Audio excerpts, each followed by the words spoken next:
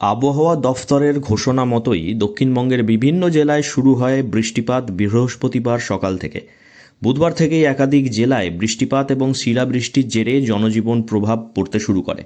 কৃষকরাও বেশ কিছুটা চিন্তার মধ্যে পড়েন। বৃহস্পতিবার সকাল থেকে বাঁকুড়া সহ দক্ষিণবঙ্গের একাধিক জেলায় দফায় দফায় বৃষ্টিপাত, মাঝে মধ্যে শিলাবৃষ্টিতে চিন্তা বাড়িয়েছিল চাষিদের। আলু চাষিরা তারা যেমন ক্ষতির আশঙ্কা করছেন, তার পাশাপাশি যে সমস্ত জমিতে সবজি চাষ করেছেন কৃষকরা, ব্যাপক বৃষ্টি এবং শিলাবৃষ্টির জেরে তারাও কার্যত হতাশ। ঋণ নিয়ে চাষ করে ঋণ পরিশোধ করবেন কিভাবে, তাই নিয়ে চিন্তা বাড়ছে ক্রমশ। আগামী রবিবার পর্যন্ত এই আবহাওয়া থাকবে বলে জানিয়েছে হাওয়া অফিস। ফলে চিন্তা বাড়ছে কৃষক মহলে।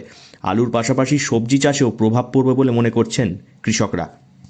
প্রচুর ক্ষতি হয়ে গেছে। আলু, পেঁয়াজ, সবজির উপরে যা কিছু ছিল প্রচণ্ড ক্ষতি হয়ে গেছে। যে বৃষ্টিটাই হয়েছে মানে এই আলু আর রাখা যাবে না। আকাশের বৃষ্টি, আলু এমনি টিকে নাকো, বেশিরভাগ পচে যায়।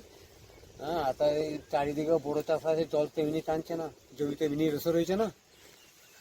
আলু ছাড়াও আর কি কি পেঁয়াজ আছে, ধরো ওই মুগ, মুসুর ডাল যেসব আছে, এই সব জিনিস আছে এখন আমাদের এখানে।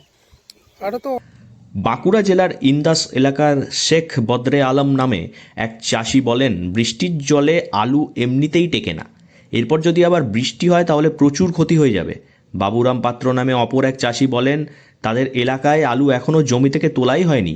আবহাওয়া দফতরের পূর্বাভাস অনুযায়ী রবিবার পর্যন্ত বৃষ্টি হলে খুবই ক্ষতির সম্মুখীন হবে আলু চাষিরা এবং সকল আলু চাষিদের মাথায় হাত পড়বে। এই বছর বিঘার পর বিঘা জমিতে শুধু আলু আর আলু। দাম নেমেছে 5 টাকা প্রতি কেজিতে। সুফল বাংলার মাধ্যমে কিছু আলু চাষি বিক্রি করেছেন আলু 10 টাকা কেজিতে, কিন্তু অধিকাংশেরই দ্বারস্থ হতে হয়েছে কোল্ড স্টোরেজের।